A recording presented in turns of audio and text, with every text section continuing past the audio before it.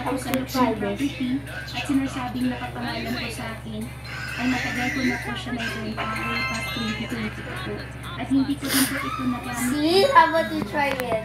No!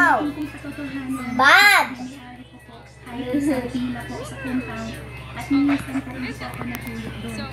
Sa katunayan po, ay hindi ko po nakita ang kalahatan po ng gilas na maitayo pagkatapos po po mag-divest po ng shares ko sa Alfie.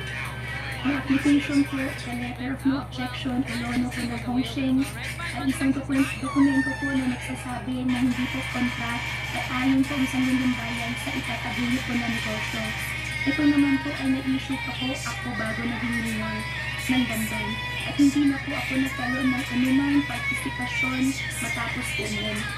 Ako po ay humahal po sa inyo, ma'am, sir, your honors, at sa buong bansa para sa aming bayan, Banban, at para may balik po ang kumpiyansa po ng aming investors, naisan niyo po ako sa investigasyon ito alang-ala sa paggawa po ng